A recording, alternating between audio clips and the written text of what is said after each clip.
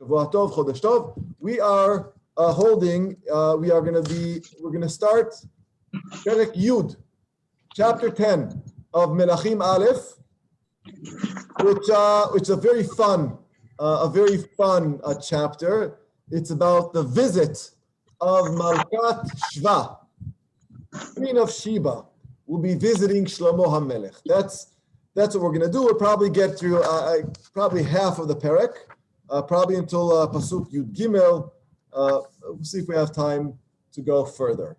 I'm going to just mute everyone, make sure everyone is muted. I apologize. I'm going to mute everyone now. Please, if you have something to say, you could unmute yourself, and then just remember to mute yourself again. So everyone is now muted, and hope people keep on coming in. I have to admit everyone in. Tov, beseder. I can't. I tried. Okay, Tov. We're gonna start right away.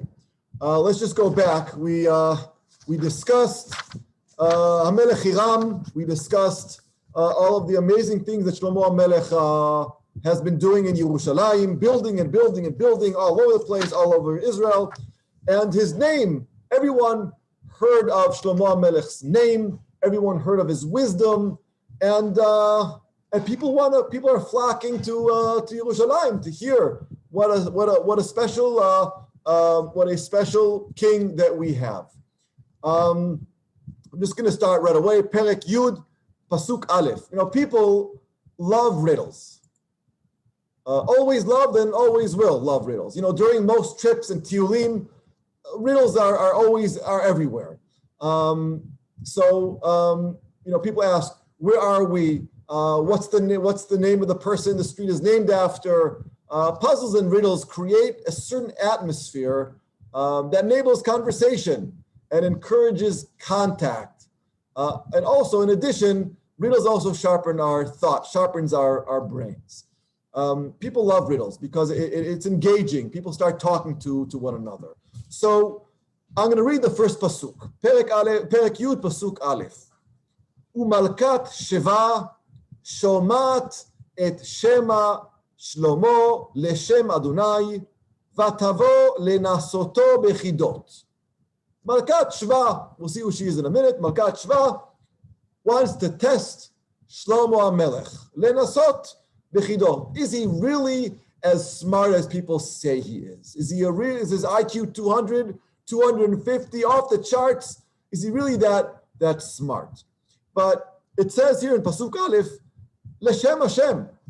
It's a good thing. People heard that Hashem, God, gave Shlomo this wisdom. It's not just born, brains. There was, natural brains, but he has something beyond what most people have or what anybody else has. And people want to see that. It's a phenomenon. It's something that is special. So people want to flock and see that special thing. So this territory of kings visiting other kings for riddles, there's something called politics and riddles.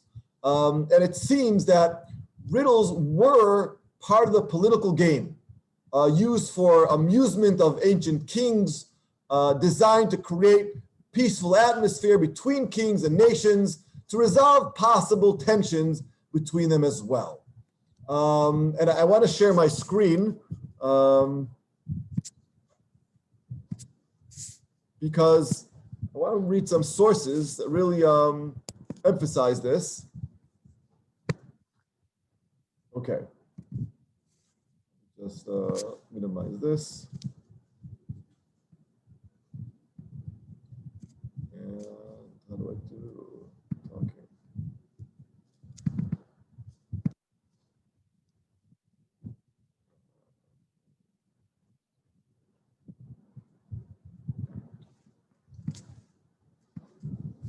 Okay.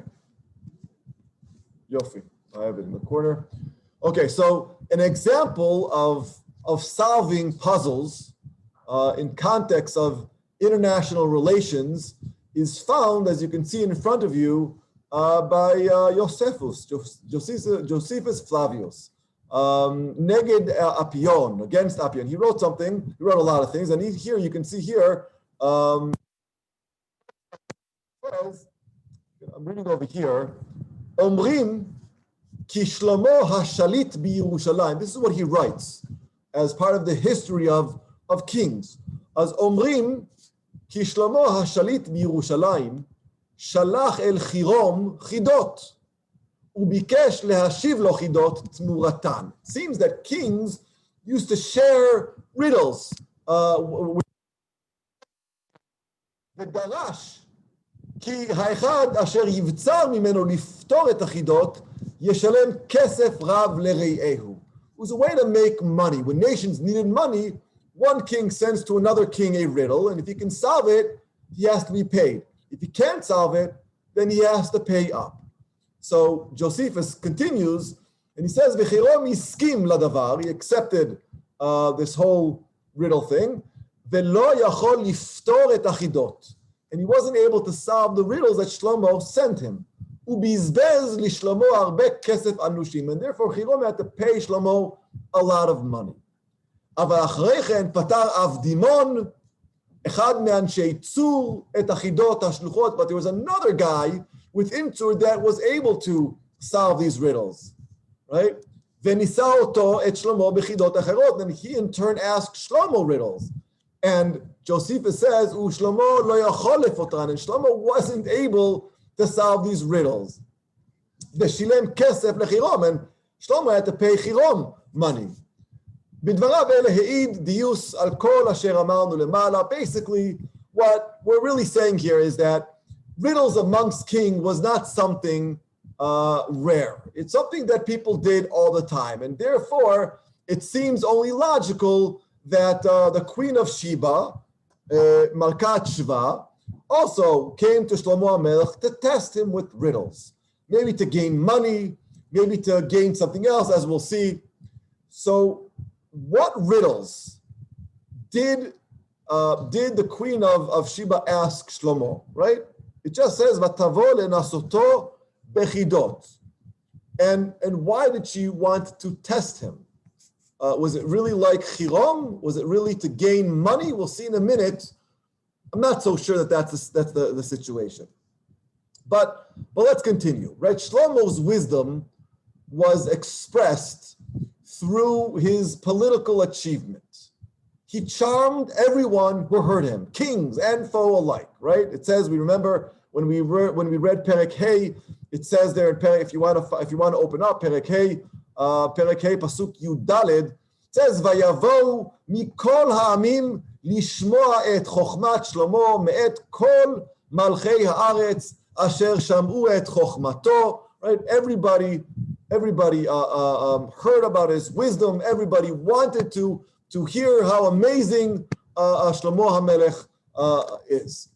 So Shlomo has a very good international relations with great kings and powerful nations, and it could be that these riddles created a nice atmosphere. Kind of like, there's this it's not a midrash, it's a myth. I didn't find any evidence, but chess, I love playing chess. Chess was invented by Shlomo HaMelech. I don't know if that's true or not true, but either way, he played with other kings, and that's how people had this connection between one another. So it only makes sense that Malkat Shva, the queen of Sheba, came to Shlomo HaMelech to check him out, right? Don't forget, there wasn't internet, there was no Zoom. So she wanted to find out, who is it worth having relationships with this king, a relationship with this king, economy, sharing economy with him or not. So she came to hear his wisdom, just like other nations and kings also did. But to me, as we'll see very soon, it seems that there's a lot more going on with what we're going to be reading. She came from far away, as we'll see in a second, because she had another purpose, which I'm hoping to show everyone shortly. So let's read a little bit more. Let me just stop my sharing. Let's read a little bit more and learn about Malkat Shva. So pasuk bet. ותבוא ירושלימה בחיל כבד מאוד, גמלים נושאים בסמים וזהב רב מאוד, ואבן יקרה. Evan Yakara. She's coming with a lot. She's coming with a lot, okay? With a lot of gold and a lot of perfume, besamim, herbs. Vatavo el Shlomo, and she comes to Shlomo HaMelech, vatedaber elav et kol asher haya im levava. And she's sharing everything she can with her. She's sharing maybe her history of where she comes from, or about her people. She's sharing maybe about her economy. She's sharing about how she has all this gold and perfume and herbs and everything. Vayaged la Shlomo el kol devarea lo haya davar ne'elam min hamelech asher lo higid la. It must mean that she asked him and she posed many riddles and he answered everything. He was successful in solving all of the riddles that she said to Shlomo HaMelech. And therefore, Pasuk Dalet is a very powerful Pasuk. Vatere Malkat Shva et kol chokhmat Shlomo vehabayit asher bana. What did Malkat Shva see? She sees how smart he is, but also, hint to what we're going to see later on, also the buildings that he built. Shows power. Habayit asher bana. Is it the Beit HaMikdash she's talking about? Is it all the other buildings, all these palaces that he created? Either way, we mentioned this before. We saw this with Dora Pelaga. We saw this with Migdal Bavel. That building monuments, building very large and beautiful palaces is a testament to power, right? And she sees power. And she sees brains. That's the perfect match for success. Great brains, genius, and power and riches. Uma'achal shulchano, I'm continuing Pasuk Hey. Uma'achal shulchano, umoshav avadav, uma'amad mesharto, umalbusheihem, umashkin ve'olato, asher ya'ale beit Adonai, wow, she goes, he has everything. He's got servants, and look how they're dressed. If anybody saw Aladdin, the new Aladdin. Okay, I saw it with my kids a while ago. I think Pesach, when I don't know if it came out in Pesach, but we saw it with the kids. We went to, this was before the Sefer, so it must have been a little before Pesach. And we see this exact picture. Aladdin comes in with galore and an elephant and everything. I mean, the way he was dressed. And Malkat Shva sees a powerful kingdom.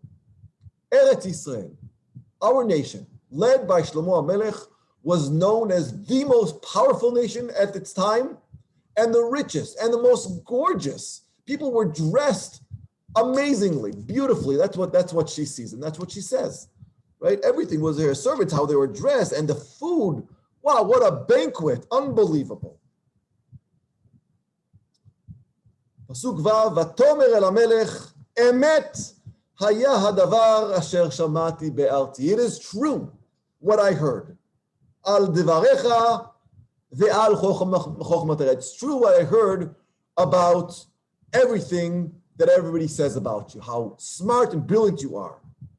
Ve'lo ha'emanti ladvarim, and I didn't even believe it. I couldn't have believed it.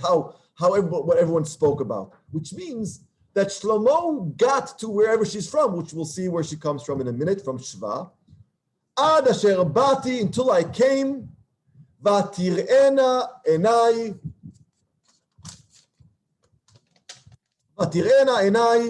vehinei lo hugad li hachetzi. I only knew half of what I see now. הוספת חוכמה וטוב אל השמועה אשר שמעת. הוגד לי החצי. I'm going to bring you into something that I'm going to say later, as we saw, if you remember, when we opened up Sefer Melachim with Shlomo, we talked about Esther HaMalka, if you remember, right? Here we have hugad li achetzi. The word chetzi, if you remember, ad chatzi malchut with Achashverosh and Esther. We'll go back there in a minute, and it's very important to remember that. And one or two more psukim, and then we'll pause. Pasuk chet. Eze perek, she says. Eze perek, slicha. Eze perek, slicha. We are in perek Yud. Oh, Yud. Slicha. Okay. No problem. Hi, Shavua Tov. Ashrei anashecha, ashrei avadecha, she says, a bracha to the people of Shlomo HaMelech, to Am Yisrael. Eile haomdim lefanecha tamid hashomim et chochmatecha. Wow, she says, they're so lucky, really so lucky, because everyone gets to hear your wisdom all the time. Wow, what a nation. She ends by saying, Pasuk Tet, Pasuk 9, Yehi Adonai Elohecha Baruch Asher chafetz becha letitecha al kisei Yisrael be'ahavat Adonai et Yisrael le'olam va'isimecha lemelech la'asot mishpat u'tzedakah. Wow. She is really blown away with Shlomo HaMelech. She's blown away with what he has, with the riches, obviously, with the powerful nation that he rules, and with his wisdom. And what does she do? Now it's her turn to give back, to give to Shlomo. So what does she give? Pasuk Yud, Vatiten lamelech 120 kikar zahav, ubesamim harbe meod, ve'even yekara. We know that that's what she brought with her. Lo ba kabosem hahu od larov, asher natena malkat shva lemelech Shlomo. And there was nobody who ever gave that much perfume. We'll go back to why perfume is so important here. Perfume to King Shlomo, to HaMelech Shlomo, as in the day of Malkat Shva. Pretty amazing. She's blown away. And many kings must have been blown away. But why is there an emphasis, dafka, about Malkat Shva? Who is this Malkah? Where does she come from? What are the reasons that she's coming from far away? We'll see that mamash in a moment. So she gives him money and perfume, zahav, but where is she coming from? Let's see where she's coming from. I'm going to share my screen again.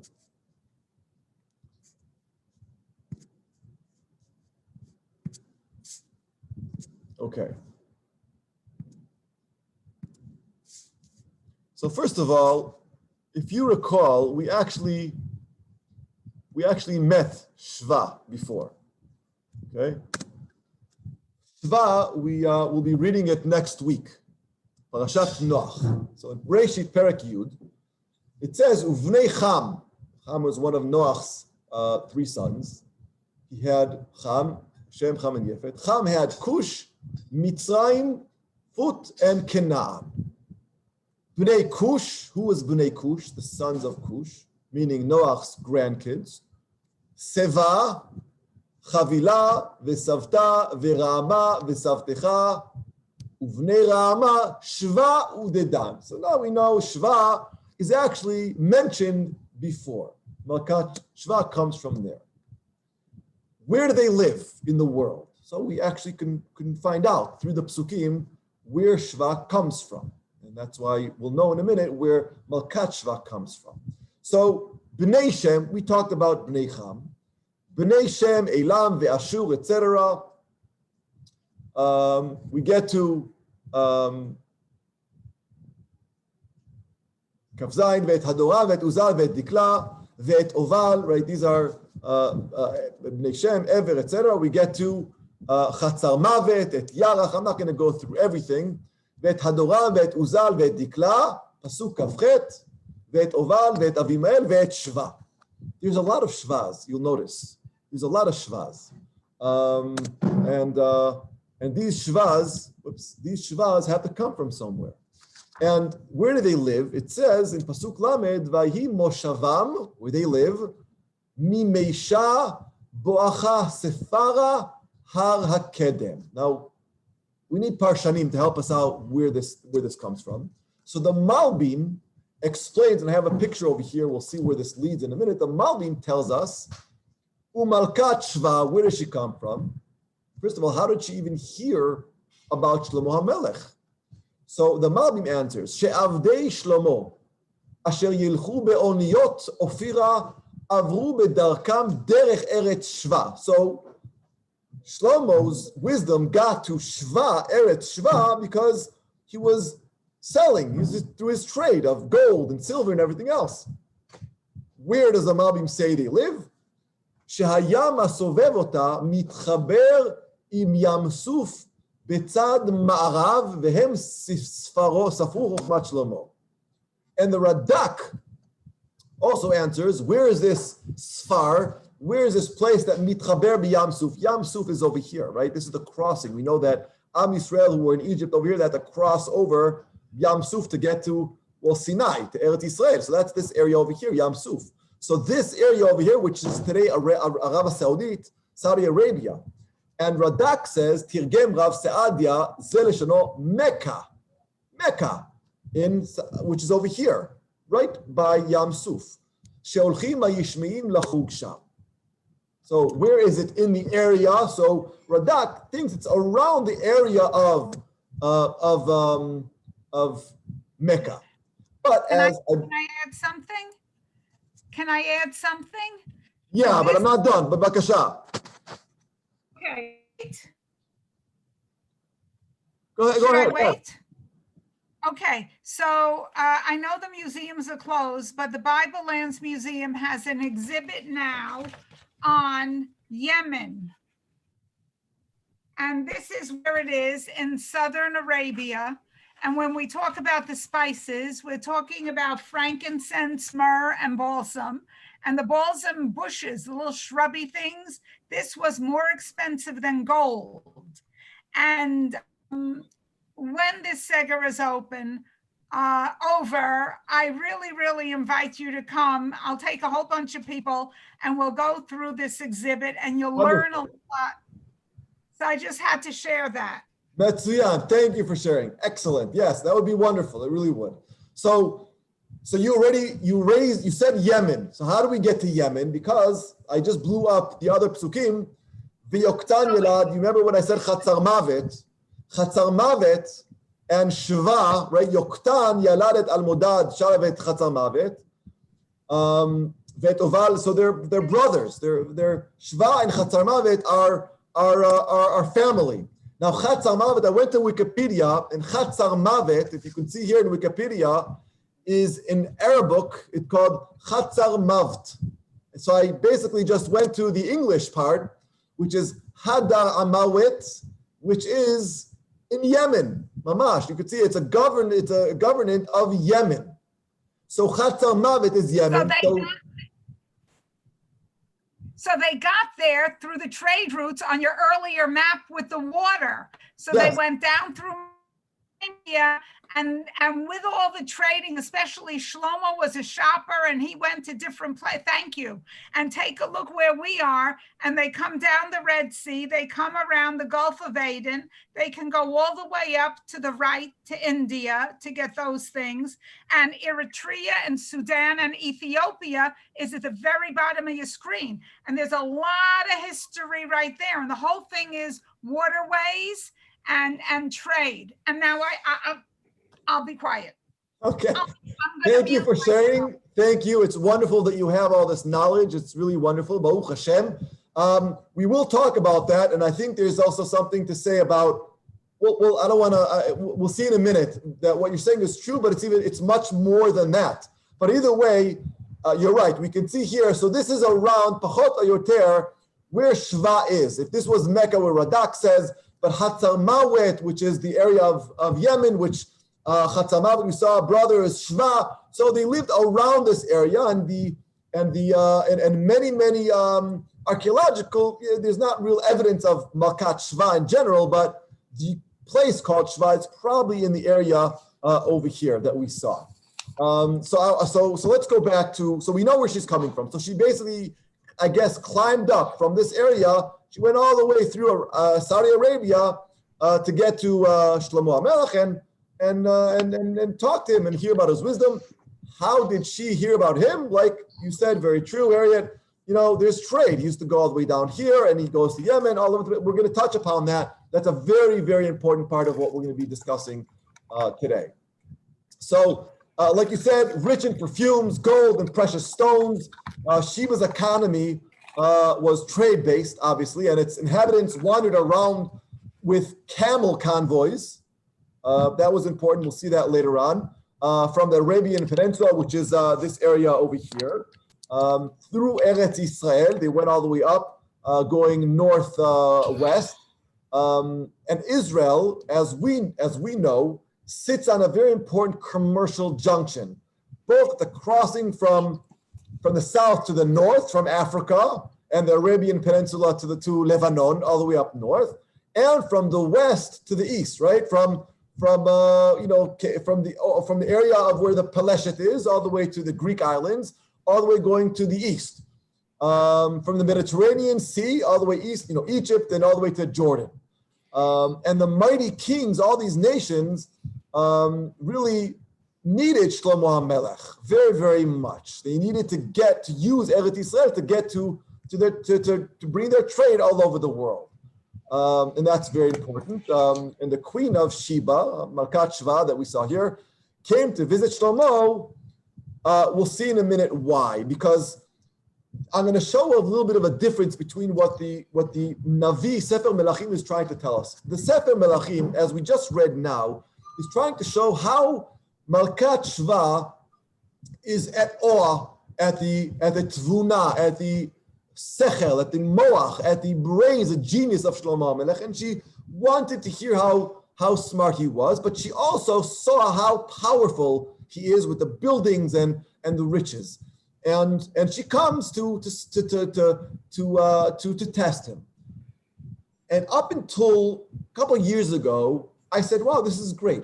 People are climbing up to Eretz Yisrael to really see how brilliant the Jews are. But in truth, there's something else happening here. It's not just a testament of Shlomo HaMelech's brains or his riches. There's something much, much bigger going on here. Like I said before, all kings needed Shlomo HaMelech. And Malkat Shva also needed to visit Shlomo because of her commercial economic interests, right?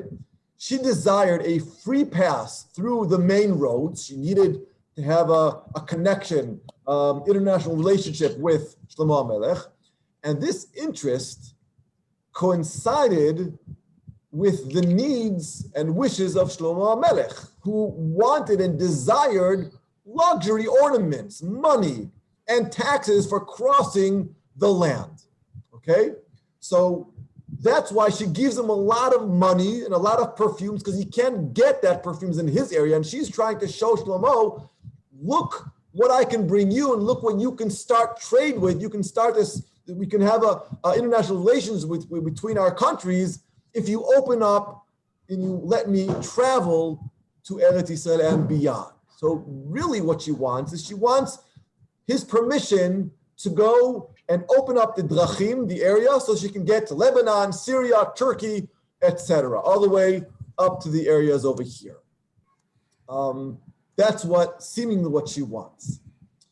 But there's a lot more really going on here, okay? The chapter that we read now describes an event that has nothing to do with Shva, Malkat Shva meeting Shlomo HaMelech. I stopped at Pasuk Yud. We ended with Pasuk Yud. From Aleph to Pasuk Yud, we see the amazing, great nation that Shlomo was leading and how Malkat Shva was at awe. But then all of a sudden, Pasuk Yud Aleph, there's two psukim that absolutely have nothing to do with anything we just said. Pasuk Yud Aleph, I'm reading. Vegam oni chiram. Oni means oniot, boats. Vegam oni chiram asher nasa zahav me'ofir. Hevi me'ofir atzei almugim harbe me'od ve'even yekara. ויעש המלך את עצי האלמוגים מסעד לבית אדוני ולבית המלך וכינורות ונבלים לשרים לא בא כן עצי אלמוגים ולא נראה עד היום הזה. I'll explain in a minute. And then Pasuk Yud Gimel comes back to Malkat Shva. והמלך שלמה נתן למלכת שבא את כל חפצה. We have Pasuk Aleph until Pasuk Yud talks about Malkat Shva, and all of a sudden, Yud Aleph and Yud Bet talks about Hiram, and how Hiram gave Shlomo something, and then Pasuk Yud Gimel goes back to Malkat Shva. These two Psukim we don't even need. We don't need these Psukim at all. So what's going on here? So let's see what's happening here. I could skip these two psukim and nobody would care, right? We would end with Malkat Shva natna kol Melech Shlomo, the end of Yud. Skip to Yud Gimel. Melech Shlomo natan leMalkat Shva et kol chefza, whatever she asked for.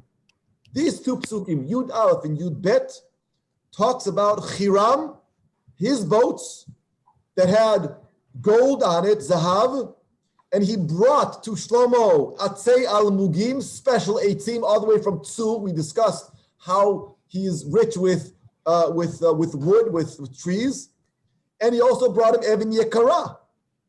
And the Melech, what did he do with these atzim? He used it for Beit Hashem, for Beit HaMelech. He built with these eitzim, with this wood. He built beautiful instruments. And then we go back to Malkat Shva again. What's going on here? So let's read what Malkat Shva gave. It's in the screen in front of you. We just read that Malkat Shva gives a Melech Shlomo 120 kikar kesef, that's a lot. Ubesamim arbe meod ve'even yakara. Now, Shva is known, as you said, Harriet, very truthfully, very nachon. Shva is known to be rich with gold, but also with perfume. Yeshayahu Hanavi says, Shifat gemalim techasech bichrei midyan ve'ifat kulam mishva yavo zahav ulevona yisau.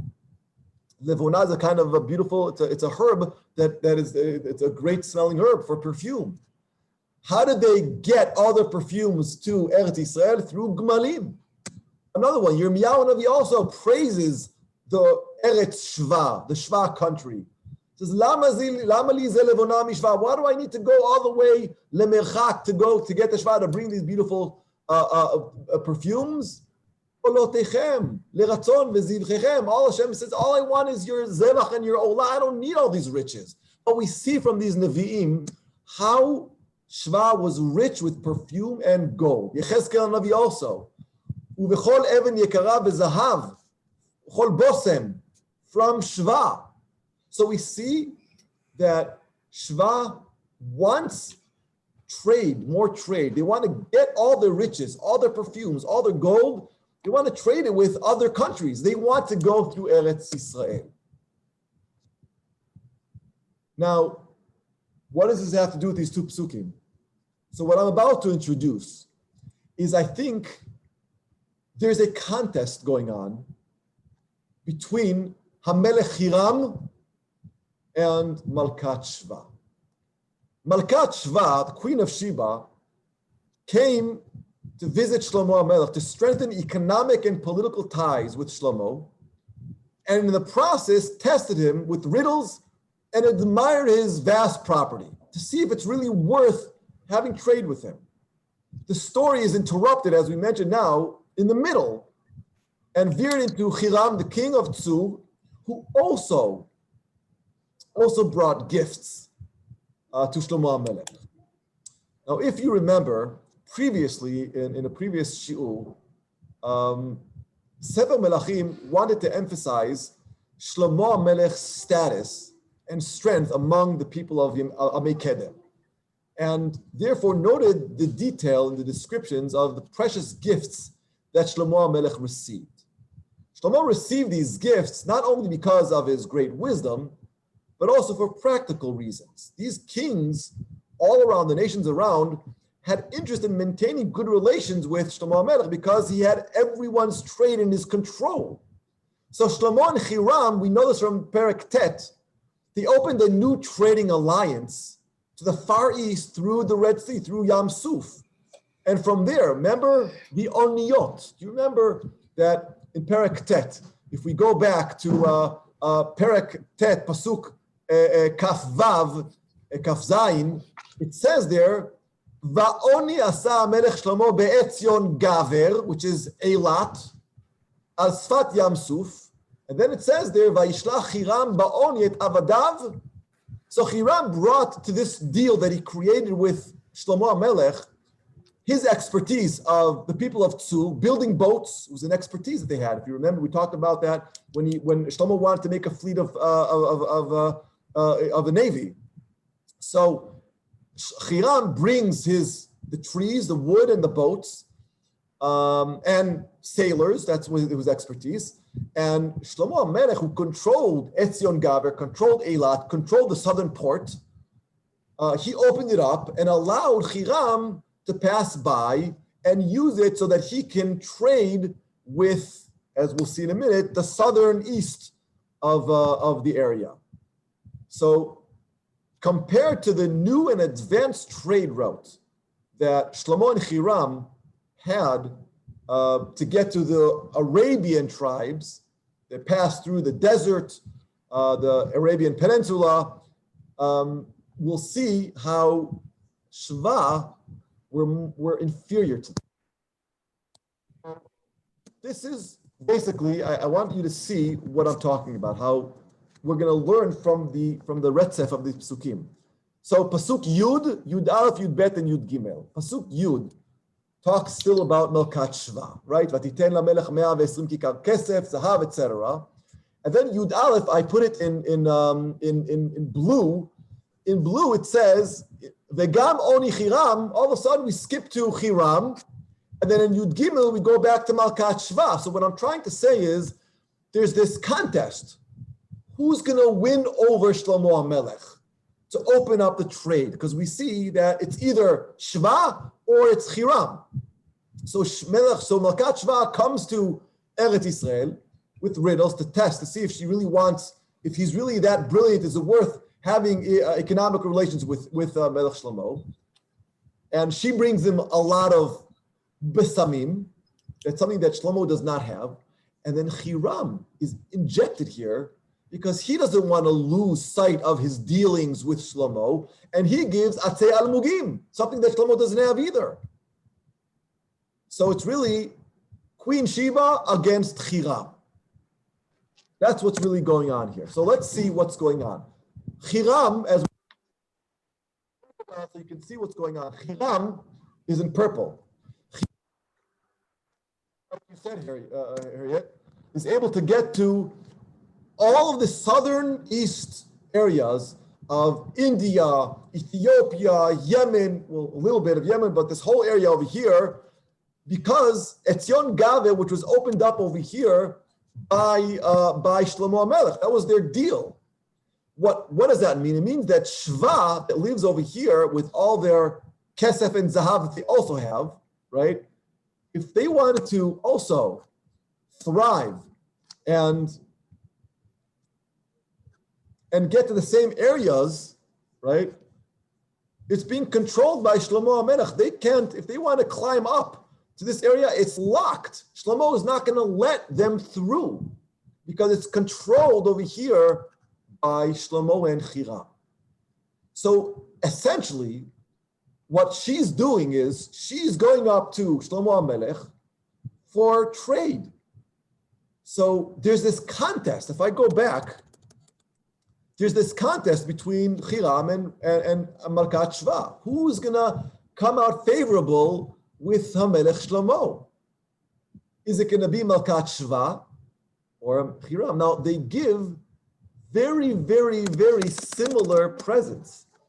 In perek tet, what did Melech Hiram give Shlomo right before they created the deal?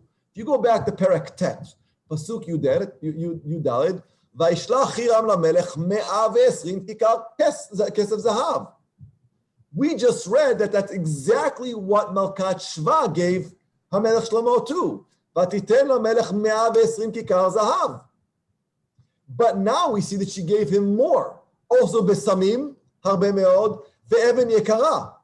And that's why Hiram is injected here to say, wait a minute, I also want to give you more because I don't want you to think that Shva is worth more to you than I am. And therefore, he's injected in Pasuk Yud Aleph to give more, things that Shlomo doesn't have. Zahav me'ofir and atzei al-mugim and even yikara. So you see, they're so similar of what they're giving Shlomo because it's a contest.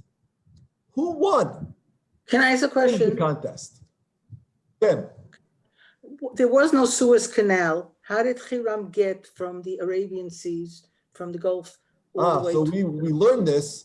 We learned this in other chapters when one of the heskemim, if you remember, between Hiram and Shlomo HaMelech was the ports by the Greek area up by Tzur.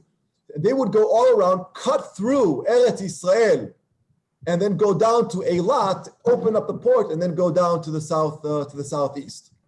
So in reality, they were coming down the Mediterranean. They didn't really need. Eilat. They would have been much more better off where the Suez Canal is on the other side of the Red Sea. Yeah, but they can't get. How are they going to get to this area over here? Through. Why would they go from?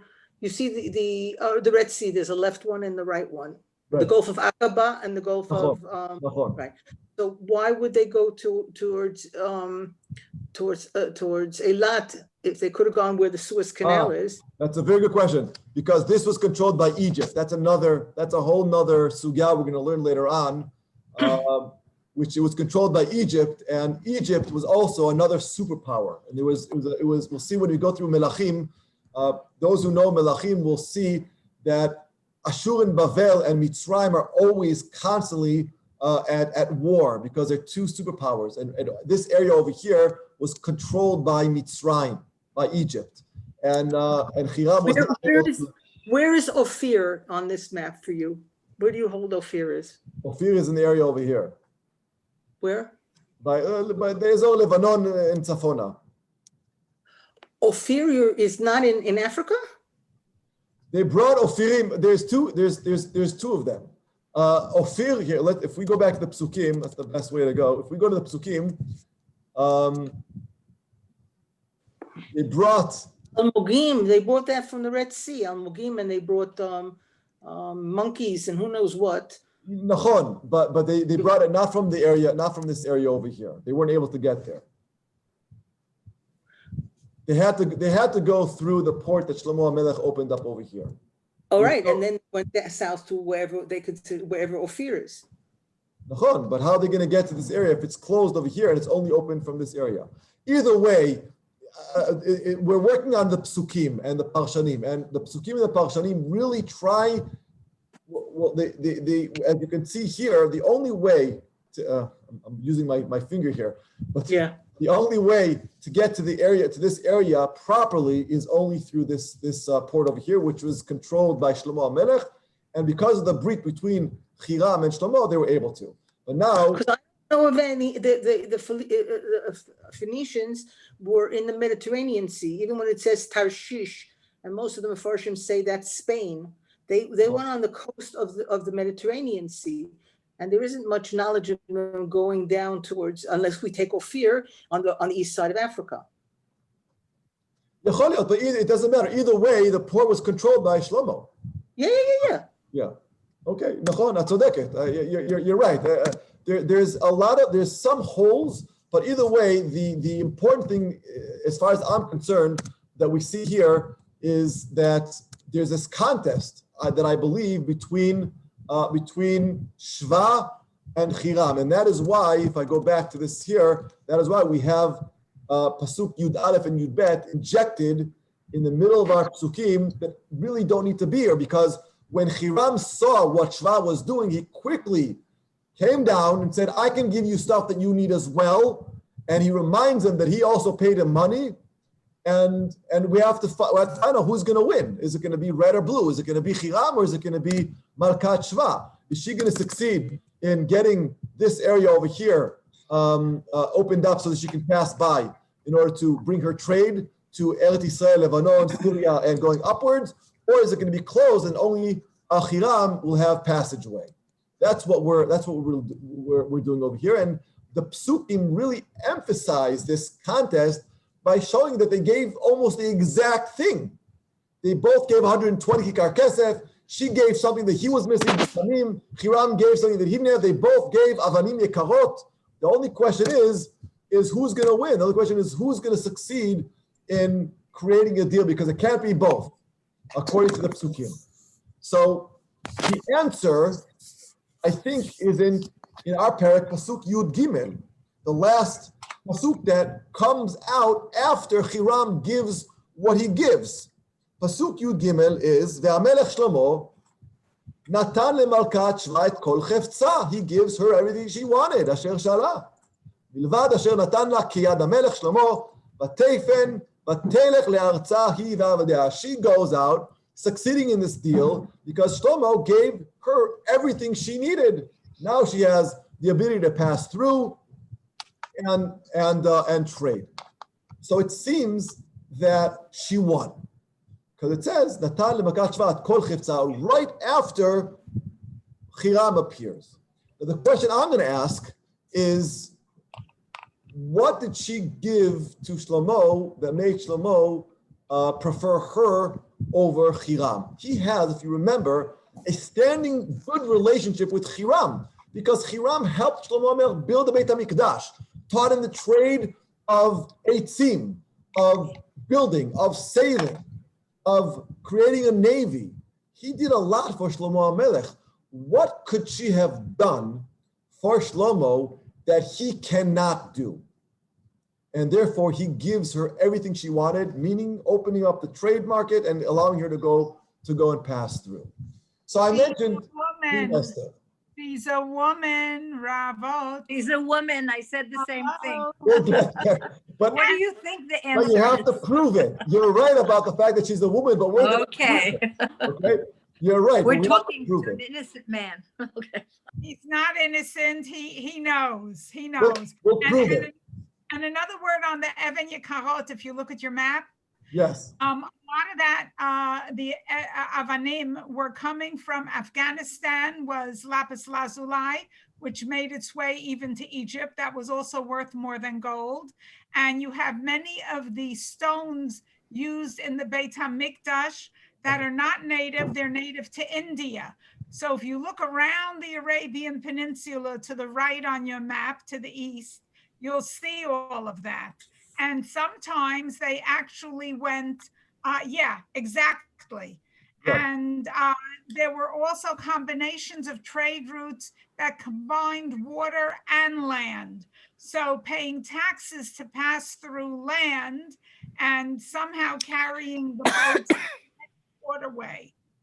Nachon, wow. I did not know half of what you just said. So thank you so much. And it is worth maybe at the end going to visit Museum Beit Artzot HaMikra one day when there's no seger and we can go in and enjoy it and have fun. So who won? So we said Malkat Shva won. Why did she win? I think that's what the next my next step to show you something very interesting. What does Rashi say? Rashi says, and I purposely put all three open so you can see what's going on here. Rashi says, what does kol chefza mean? Chefza, he says, ba'elea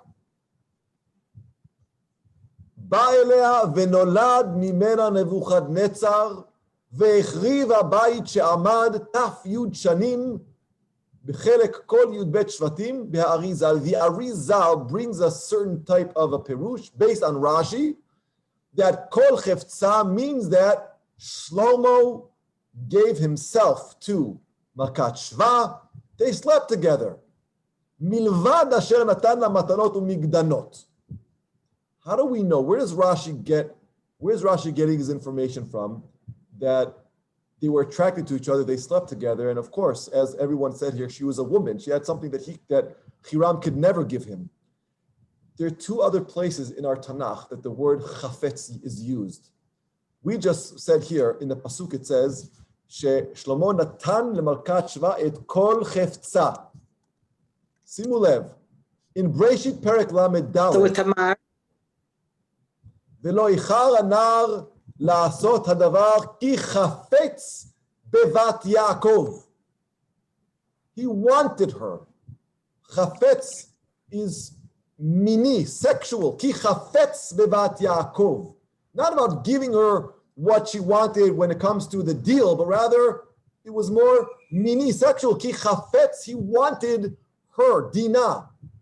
And also in Dvarim, we know from Parashat Isha Yafa, כי תצא למלחמה, והיה אם לא חפצת בה ושילחת לנפשה.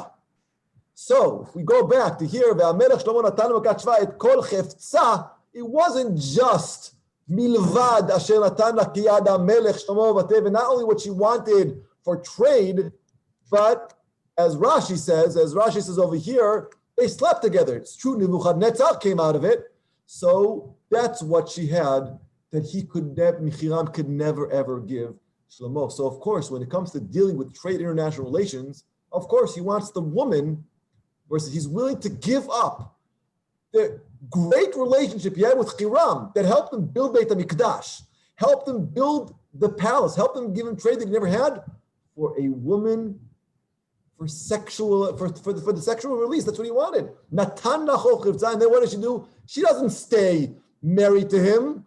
She goes back. That's what it was. Pure sexual, that's what it was. One night stand. Yes. Now something else I hinted to before. It says here in the Pasuk, Yud Gimel, Milvad asher natan la keyad hamelech. We mentioned before Chatzi HaMalchut, and that Malkat Shva says, wow, I didn't know even Chetzi of this great wisdom that you had. That was from Megillat Esther. There's another phrase here from Megillat Esther, Keyad HaMelech. It's amazing. Look at this. We just read, Asher natan la keyad HaMelech. In Esther, what does Achashverosh do because he has lust for Esther? That's what it was about. Vaiten maset keyad HaMelech. The Navi, this perek is screaming out the reason why he chose Shva over Hiram was because of her beauty, because she was a woman. That's what he wanted. That's what he did. He gave up an important ally like Hiram that helped him build Beit HaMikdash for lust. The beginning of the end of Shlomo HaMelech. All he had to do was keep truth to what he wanted before, what he was building with Hiram, his ally, which he loved, which he connected to, which built Beit HaMikdash. But instead he throws it all away and goes with this woman. But not only that, Excuse me, psukim. Rabbi Ote, Yes. can you hear me? Yes. I'm sorry. I'd like to put a lot of money, paid all the wages, paid all the food and so on. So he already, should I say, he finished with him. He made a bond with him. He wanted what he wanted. He wanted to learn and so on. He took care of that. The other thing is that she valued his seichel, his knowledge, and that's what she said she wanted. The king does not say anything about him, only his value. You're right. Not in this perek, but in previous perakim, we saw how he was revered and seen as a genius by all the kingdoms around. She just was very smart about how to manipulate it. I'm saying Melachim was paid very well for what he did for the Beit HaMikdash, what he was asked for. Yes, I agree. Correct? Correct. Okay. Okay, so she's the new one coming in, and she's also saying, besides, I mean, he has 1,000 wives, so I mean, he obviously has to have another one. But the thing is that she also tickles the value that she's looking at him, not just what she can get for trade, but she wants to see really what his genius and his value as a man that way. Right. I think though, I think it's true, but I think all kings around were doing that. We saw that in perek, Vav, and Zayin. We saw how all kings around came to see, we read a pasuk that all kings came to see his wisdom. So I'm sure Hiram, Melech Tzur also saw that as well. But you're right. He's trading Hiram for the new one, for Malkat Shva. But what I'm trying to show here is that he was going after lust. He was going after, he's deteriorating. He's going after meat. That's what he's going to. Now, also note that he brings Yamim. Another phrase used in Megillat Esther is Tamrukei Nashim. When you have great smell, you're attracted to it.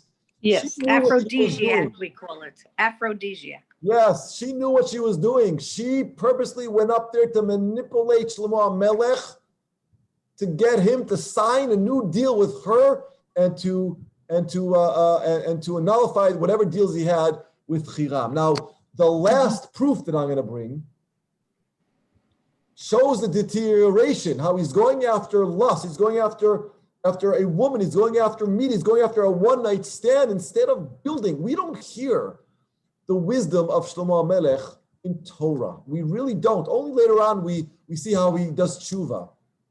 But the most amazing thing is that in our perek Yud that we just read, it starts out with Umalkat Shva Shomat et Shema Shlomo Leshem Hashem.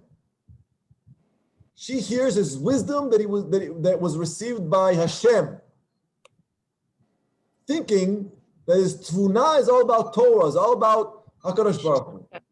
But the identical pasuk that exists in Divrei Hayamim, 9b-10a pasuk Aleph, is missing two words. It's missing Leshem Hashem. Umalkat Shva Shama et Shema Shlomo v'tavo lenasot et Shlomo b'chidot. The word Leshem Hashem doesn't exist. Why? Why is it that we're missing? The only thing I could come up with is that these are the two versions of Shlomo HaMelech that we've been discussing from the beginning. We have Shlomo HaMelech, who is a leader, who builds Binyan Beit HaMikdash, who makes a treaty with Hiram properly, trading in order to leho'il, to bring good things to Am Yisrael. But then there's another Shlomo. There's a Shlomo that is lacking Shem Hashem. There's a Shlomo that builds great palaces for himself, not for Hashem. The Shlomo that builds his palace for 13 years versus 7 years of Beit Hashem. It's the Shlomo that is lacking Shem Hashem. And that Shlomo is the one who follows lust, who follows nashim, who follows kesef v'zav, who follows perfume. He's deteriorating. In Melachim, the Navi decided to put L'Shem Hashem, maybe to show a version, maybe to save Shlomo a little bit. But in Divrei Hayamim, forget about it. He's a lost cause. We know what happened already in Melachim. The reader read the deterioration of Shlomo HaMelech. So therefore, he can't put L'Shem Hashem in Divrei Hayamim because it's a lie. And yet, Divrei Hayamim is always much better about David, where there's a little whitewash. And this is the opposite. Because it's his son, Shlomo. It's not David. But even more so, I would say something even worse. I would say that he is using his intellect, his wisdom that she, Malkat Shva, saw that was so amazing. He's using it to gain favors. He's using it to gain money. He's using it to gain women. He's using it to gain everything but Kiddush Hashem. So that makes him a normal man. He's not, which is what everybody. Come on, Harriet, enough. Right, that makes him not Hashem. He's a normal man. He falls for all the things that he could have. Well, but he thought he was a god, so this brings him down. But he is a Melech Yisrael. He has to hold himself higher. He is our king. We have to hold him on a higher. We do. And he fails from now on. That's it. The second he gives up Hiram, who helped him build Beit HaMikdash. Now, this follows the version of Shlomo that we've been talking about. The guy that builds his house for longer and builds it better than Beit Hashem. That's the Shlomo that now we're focusing on. The first half of Sefer Melachim of Shlomo of perek Gimel until about Vav Zayin focuses on the brains that were L'Shem Shamayim. Hashem natan lo tatvuna. But from now, and Melchat Shva is the tipping point.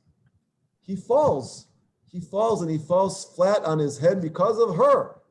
He gives in for his tshuka haminit. That's what he's doing.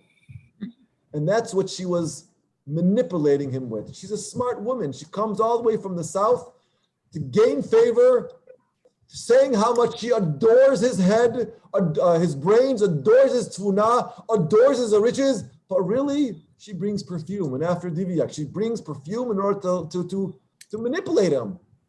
He sleeps with her, kol chefza, he gives up on Hiram, he gives her everything, and he deteriorates. And from now on, we'll see how it's going to be a terrible Shlomo, a Shlomo that ruins Am Yisrael, a Shlomo that really divides Am Yisrael and sins, great sins. And then it sounds like he's just repeating his father's steps. We'll see. Be'ezrat Hashem, we'll see what The happens. downfall of David was Shmuel Hanavi was right. We keep on going back to Shmuel Hanavi. That is why Shmuel is on the same pedestal, the same Ramah as Moshe Rabbeinu. Moshe ve'Aaron b'choanav u'Shmuel b'korei shemo. He was right. He knew that a king is not a good thing for Am Yisrael. Even a king that received a tvuna me'Hashem fails. He is Melech Yisrael. He's supposed to hold himself on a higher, he's supposed to be better, but he's not. A king cannot he's only man. He's not, can't afford to be a man. And I'll end with a famous Gemara in Masechet Kiddushin. All people who have an authority, a parent, could limchol al kvodo.